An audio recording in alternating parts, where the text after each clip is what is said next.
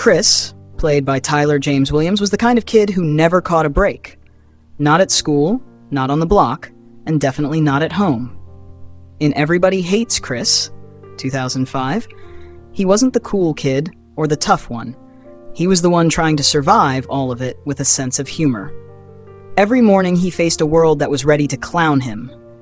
Teachers who didn't believe in him, bullies who made a sport out of picking on him, and classmates who reminded him that being different wasn't easy. But Chris had something the rest didn't: heart. He turned every insult into a joke, every loss into a lesson. He learned early that laughter wasn't just funny, it was armor. Tyler James Williams brought that mix of vulnerability and quiet strength to life in a way few child actors could. At just 13, he carried the weight of a show that balanced comedy with truth, showing us that behind Everybody Hates was a kid who just wanted to be seen. He didn't play Chris Rock's younger self. He embodied him, awkward, sharp, and painfully real. When the camera stopped rolling, Tyler didn't fade away. He grew, not just as an actor, but as a storyteller. From Dear White People to The Walking Dead and now Abbott Elementary, he's proven that talent ages like wisdom. It only gets sharper. At 33, Tyler has become exactly what young Chris dreamed of: respected, successful, and finally, understood. Because for every kid who's ever felt overlooked, Tyler's performance was a reminder. Being different doesn't make you less. It just means your story's not done yet. Julius, played by Terry Crews, was the kind of father who knew the price of everything. Not because he was cheap, but because he had to be. In Everybody Hates Chris, 2005, he wasn't the loud, overbearing sitcom dad we were used to. He was real. He worked 2, sometimes 3 jobs just to keep the lights on and food on the table. Every dollar had a destination, every meal had a purpose, and every moment he spent with his family came after a long day of sacrifice. But beneath the jokes and penny pinching, Julius was love in motion. He didn't say much, but when he spoke, it hit deep. He was the quiet strength every struggling black father wished the world would see, the kind of man who didn't complain, didn't quit, just showed up. Terry Crews brought that to life with power and grace. Behind the muscles and the booming voice was a man who understood what it meant to grind. At 36, Crews wasn't just playing a dad, he was representing one. He turned Julius into a symbol of dignity, a man who worked himself to the bone because no one else was going to do it for him. After Everybody Hates Chris, Terry's story didn't slow down. It exploded. From Brooklyn Nine-Nine to America's Got Talent, he became one of Hollywood's most recognizable faces. And at 57, he's still showing the same drive, discipline, and heart that made Julius unforgettable. Because even with all the fame, all the success, one truth remains. For millions of fans, he'll always be Julius Rock, the father who stretched every paycheck and every ounce of love to make sure his family never went without. Because in a world that often overlooks men like him, Julius stood tall. Not because he had money, but because he had meaning. Rochelle, played by Tichina Arnold, was the kind of mother who could love you, lecture you, and scare you, all in one breath. In Everybody Hates Chris, 2005, she wasn't just a sitcom mom, she was a force. Sharp tongue, quicker temper, and a heart that beat for her family, even when they drove her crazy. She didn't play about her kids, her house, or her job. And if you crossed the line, she'd remind you real fast, "I don't need this. My man has 2 jobs." But Rochelle wasn't just funny, she was real. She carried the weight of the world and made it look easy. Behind the sass was a woman holding a family together with pure willpower and faith. She was loud because life demanded she be. Because in a world that rarely listened to black women, Rochelle made sure she was heard. Tichina Arnold gave that character soul. She didn't just act, she embodied every mother who worked hard, prayed harder, and still found a way to smile through it. At 36, she delivered one of the most iconic performances in TV history, blending humor and heartbreak like only she could. And the thing is, Rochelle never really left her. Even now, at 56, Tichina's still dominating screens, from Martin to The Neighborhood, bringing that same unapologetic energy that made her unforgettable. She's proof that power doesn't have to be quiet, and love doesn't have to be soft. Because Rochelle Rock wasn't just a mom, she was the backbone, the protector, the storm, and the sunshine. And through her, Tichina Arnold reminded us all, you can be strong, loud, loving, and still never wrong. Drew, played by Tequan Richmond, was the kind of brother who made everything look easy. In Everybody Hates Chris, he was taller, smoother, and somehow better at everything Chris tried to do. Sports? Drew had it. Charm? He was born with it. Even the girls at school who didn't know Chris existed, they all knew Drew. But beneath that perfect image was something deeper. Drew wasn't the loud one or the troublemaker. He was the balance. He loved his brother, even when the world kept comparing them. He didn't have to be funny or dramatic, just cool. And in a house full of chaos, sometimes cool was the calm they all needed. Tequan Richmond brought that role to life with quiet confidence. He didn't overdo it, he understood it. He played Drew like that kid on every block, the one everyone liked, but few really knew. At just 13, Tequan carried himself like a star in the making, grounded, smooth, and natural. When the show ended, he didn't fade, he evolved. From General Hospital to All-American Homecoming, Tequan proved he wasn't just the funny brother from Brooklyn. He was an actor with range, vision, and staying power. Now 32, he's still moving strong, both in front of the camera and behind the mic as a musician. Because Drew Rock wasn't just the favorite son, he was the mirror that showed us every kid's quiet confidence, every sibling's unspoken love, and every moment Chris learned that being great doesn't always mean being seen. Tanya, played by Imani Hakim, was the kind of little sister who had the whole game figured out before she even hit middle school. In Everybody Hates Chris, 2005, she wasn't just the baby of the family, she was Daddy's favorite. And she used that power like a pro. If Chris so much as breathed wrong, Tonya was right there, wide-eyed, innocent, and ready to snitch. She could stir up chaos in one breath and look angelic in the next. And the wild part? Julius always believed her. Tanya had a gift. She could flip a story, play the victim, and walk away scot-free while Chris got grounded for it. She was the queen of manipulation and somehow made it look adorable. But that's what made her unforgettable. She wasn't just mischievous, she was strategic. The way she'd watch, wait, and then deliver that perfectly timed line, pure comedy gold. Imani Hakim brought Tanya to life with sharp wit and natural charm. At just 12, she had comedic instincts most adults never master. She understood how to balance innocence with attitude, making Tanya both lovable and dangerous at the same time. And even when she was driving Chris crazy, you couldn't help but smile. Because every family has a Tanya. Honestly, she reminds me of my sister. Sweet one second, a whole menace the next. Since the show, Imani's continued to shine. From the Gabby Douglas story to Mythic Quest, she's proven her talent runs deep. Now 31, she's entered a new chapter, motherhood. She recently welcomed a beautiful baby girl, and seeing her step into that role feels poetic.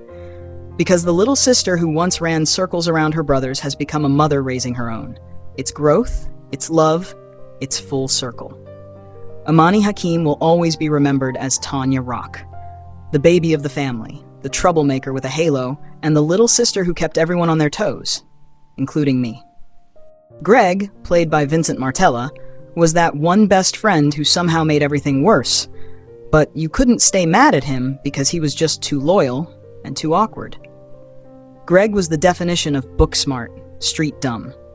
He knew every random fact in the world, from Shakespeare quotes to weird space trivia, but couldn't survive 5 minutes in Chris's neighborhood without panicking.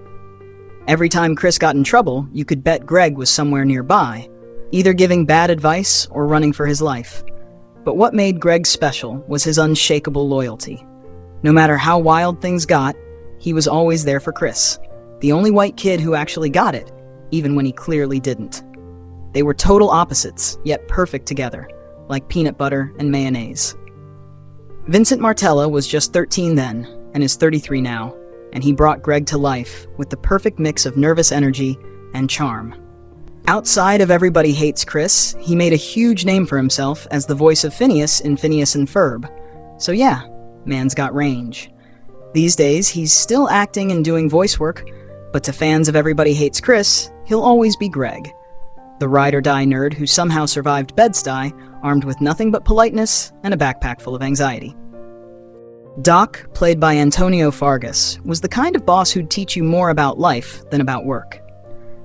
In Everybody Hates Chris, 2005, he wasn't just Chris's employer at the corner store.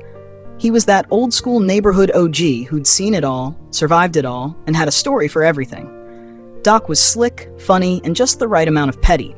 He'd clown Chris for being slow on the register, flirt with every woman who walked in, and still somehow drop wisdom that stuck with you long after the episode ended. He was part mentor, part headache, the kind of man who'd tell you not to make his mistakes right before making them himself. But that's what made Doc real. He represented that generation of black men who didn't have much, but still carried themselves with pride. And in that little store on the corner, he was the king. Antonio Fargas played Doc with effortless charm, because he was that guy. A legend from the blaxploitation era, Fargas had already made his mark long before Everybody Hates Chris. From Shaft to Foxy Brown to Starsky and Hutch, he was the cool uncle of 1970s cinema. Smooth talker, sharp dresser, always in control. So when he stepped into the world of Everybody Hates Chris, it wasn't just casting, it was legacy. He brought history into that store, and you could feel it every time he opened his mouth. Fargas was 58 when the show first aired, and he's 79 now. Still sharp, still charismatic, and still carrying that unmistakable flair. Doc wasn't just Chris's boss. He was a reminder that sometimes the people who joke the most have lived the most. He was flawed, funny, and full of game. And through Antonio Fargas, he became more than a sitcom character. He became every neighborhood elder we grew up respecting, laughing at, and learning from.